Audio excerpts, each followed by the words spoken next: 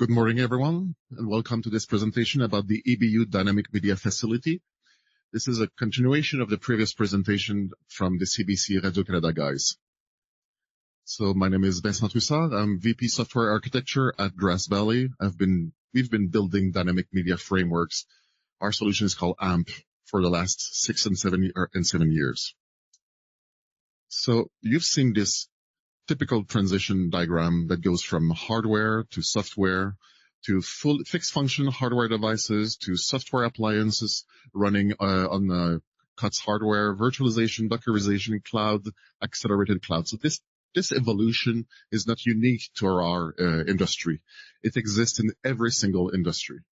In broadcast, we have been a bit late to follow this trend, these transitions, for multiple reasons. The first reason is really the compute required for video processing for live production, raw bandwidth requirements, and the timing and latency requirements that are harder than other industries. But we're getting there. Some vendors are already there. Some vendors are about to start the transition, but the transition is happening, like it or not. Let's look at the first part of the transition. The transition started when we went from fixed function hardware to virtualized software, or to software to virtualized software. A few key enablers allowed us to perform this transition. Faster CPU, faster GPU, more memory bandwidth, more PCI Express bandwidth. But also we went away from SDI to IP streaming, and this transition was actually quite positive. It preserved some of the key attributes of SDI, such as synchronous operations, perfect timing, packet level alignment, and it allowed us to create gateways, transitions, a path forward from SDI to IP. So these key core attributes of SDI were actually quite positive when SMT 2110 was created. However, when we go from virtualized software on-prem to containerization, to cloud hyperscalers, to accelerated cloud hyperscalers, we don't have a managed network environment. We don't have accelerators like a RiverMax card or a special Intel card to do 2110 offload. The synchronous nature of the protocol is actually a hindrance. We could work faster than real time. We could actually perform operations and combine them way faster than real time. Processing a frame on a GPU can take a couple microseconds. Why are we looping video between containers using 2110 or other protocols using a synchronous method? This is not how computers work. This is now how they are what they are very good at. Packetization, encapsulation, dispatch of packets every 7.4 microseconds. Computers are not good at that. They're good at very big bulk operations, asynchronous operations. So if we were to use a new protocol, a new format, a new standard, it would have to be asynchronous. It would have to be faster than real time, allowing us to compress time and do more within the time slices that we have in broadcast. Many protocols have been used to cobble together a solution. Between cloud instances, for example, you have an EC2, a GCP machine, you're using NDI to hop between servers, or if you're running media functions, software-defined media functions in a container in Docker, some solutions actually force you to do 2110 in and out on the same hardware. So you're throwing cores at a problem that shouldn't exist at all. You should not be packetizing from one node to another, from one container to another. The memory is already there. The system has the data. Let's use the data.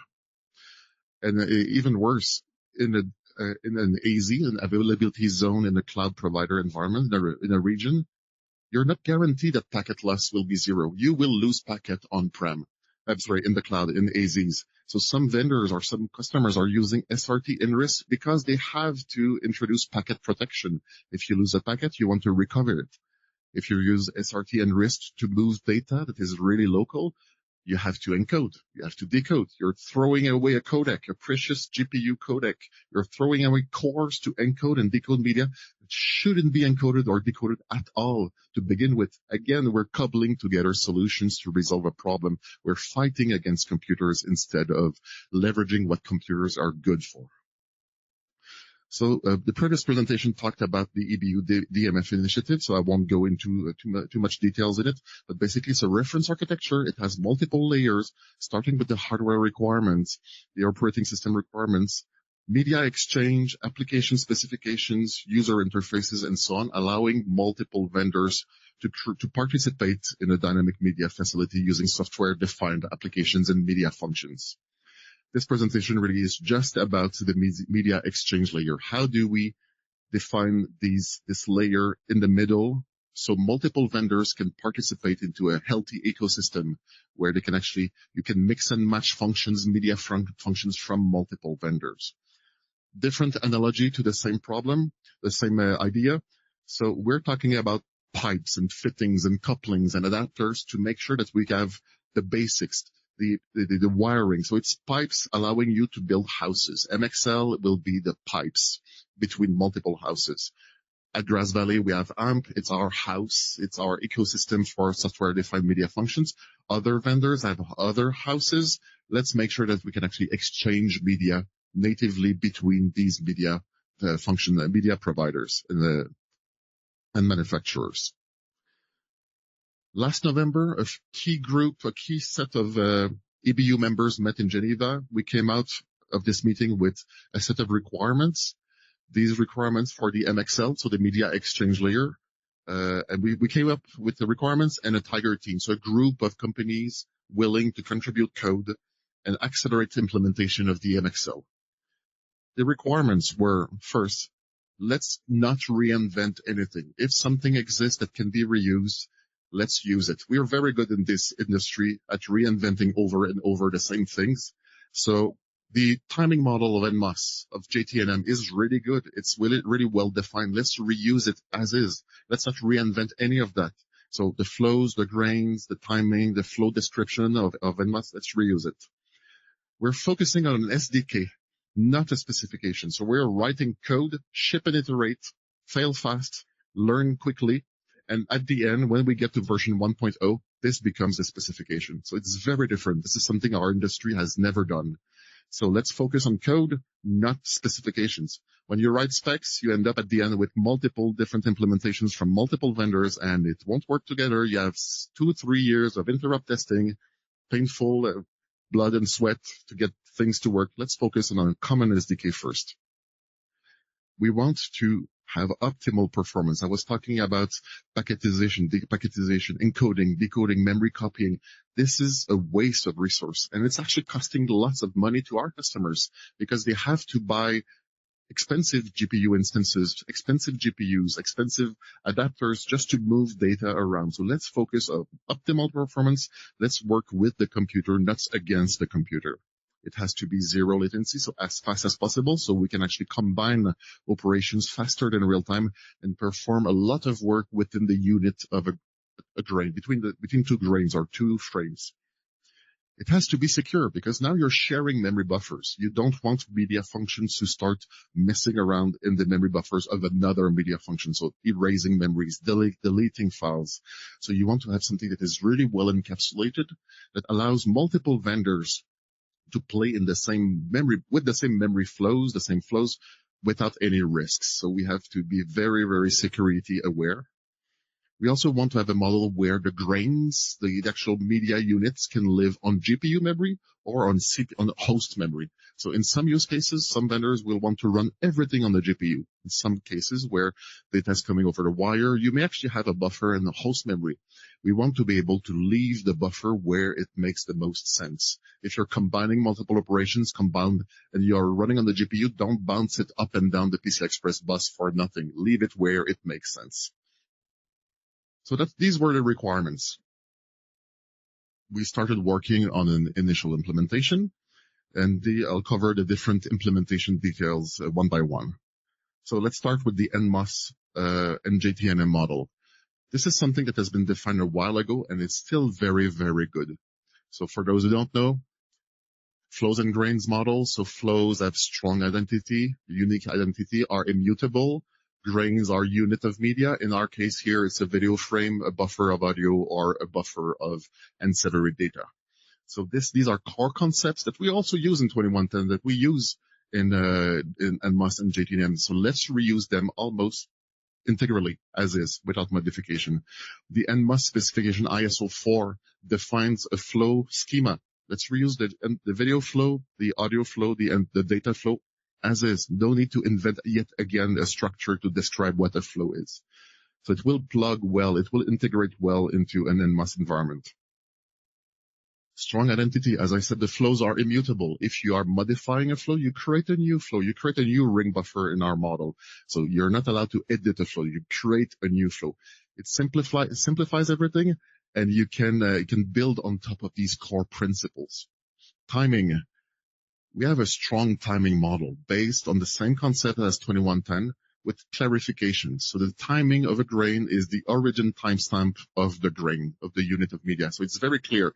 It's the time of entry in the system, or if you have it, the time of capture of the video flow. So it's the origin timestamp that have been lost in the 2110 world, but you could carry that in this model. So simplification of the timing model, precise timing for everything, using the same PTP clock. It doesn't have to be PTP. It can be a good NTP as well, as long as you are based on the same TAI timestamp, the same epoch as we're using in 2059. NMOS can describe everything. A buffer can contain anything. So NMOS can describe H.264, can describe JPEG XS, transport streams. Even though we're using a common model, if we leave the door open to all the buffer formats that are possible, we'll end up with interoperability issues. So we had to select a set of common operating points, the minimum set of common operating points that will guarantee interoperability. 10-bit YUV422 packed video.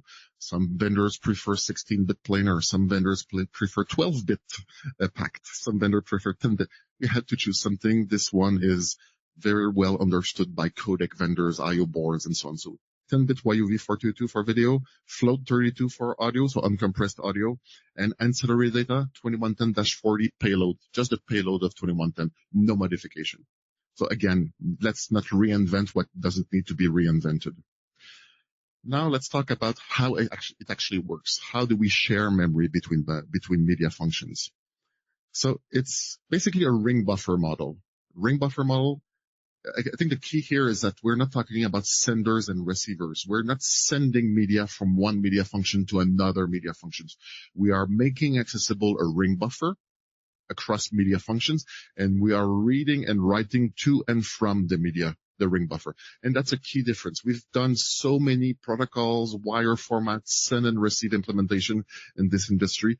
This is about reading and writing data that already exists instead of packetizing and sending it over a socket or over a wire or over some protocol. The ring buffer has a unique ID, again, flows and grains in the NMOS and GTNM model. The ring buffer has a unique ID. Every index indices in the ring buffer is a grain, is a unit of media.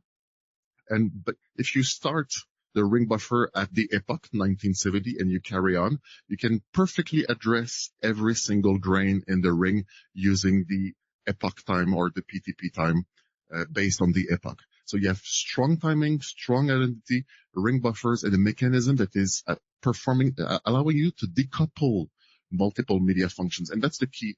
Why are we using ring buffers? To decouple the media functions. I cannot afford in a live production to have a media function from vendor A holding up two buffers and causing vendor B to start stuttering on air, on stream, because someone is slowing down the buffer exchange. It's not about buffer exchange. It's about keeping up with the ring buffer.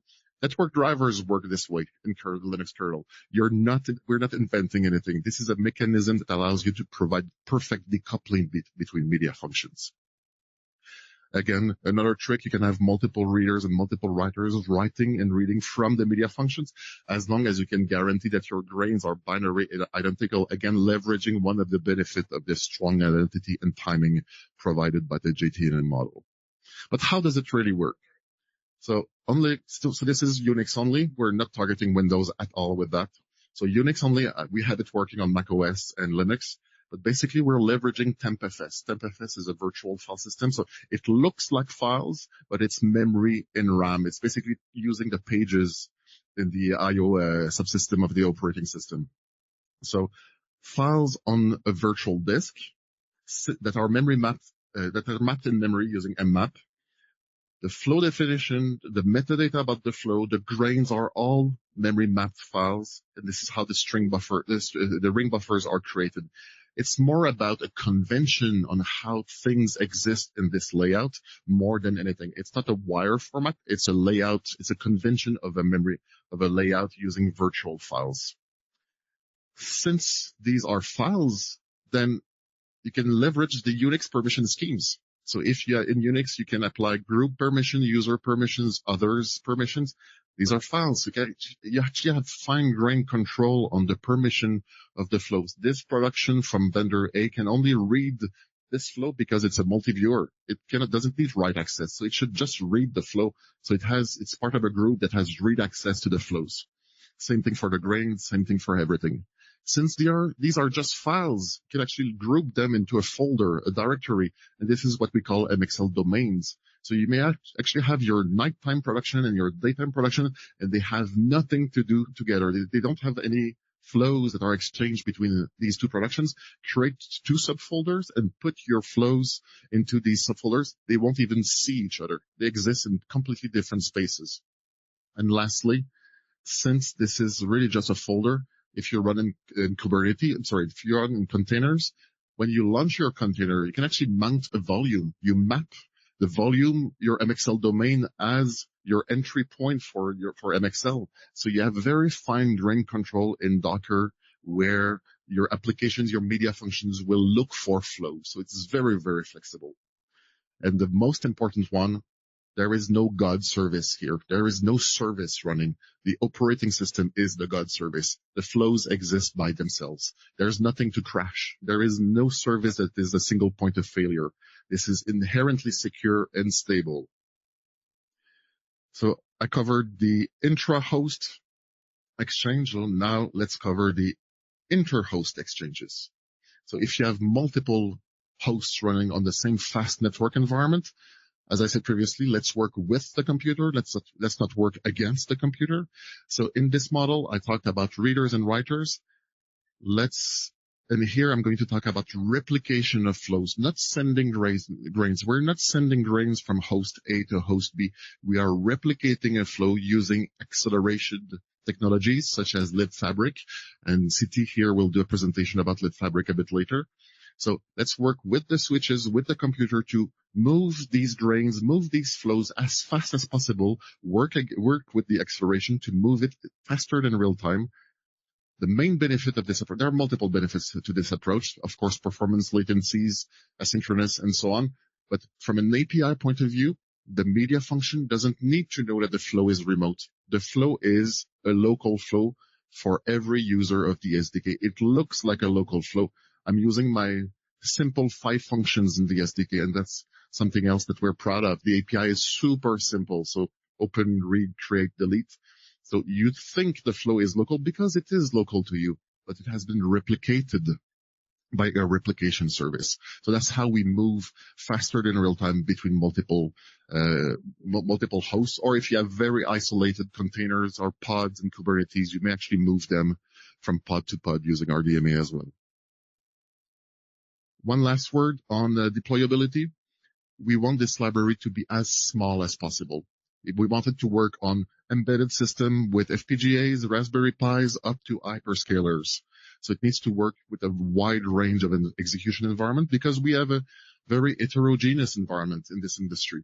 So we are not forcing you to buy into complex software stacks or Kubernetes or anything like that. It's a simple library, 5 functions, that's it.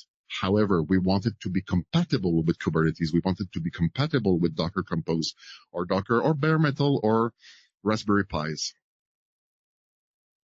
Milestone 1 was reached a couple of weeks ago. We have a CAPI, we have a timing model, strong timing model, video I/O, strong memory model definition, test framework, example applications built on GStreamer. I would like to just a shout out to the companies who were part of the Tiger team and actually contributed code to this initiative. So thank you very much. Milestone 2 coming soon. Ancillary data, interlaced buffers, audio, I/O. We are also working on slices, adding slices in the buffer, the video buffers to lower the latency. Milestone 3, grain location abstraction, GPU memory, host memory, and the flow replication service. That's it. That was a lot of information. Sorry. I have 1 minute for questions, or I'll just stay on the side if people have questions about this.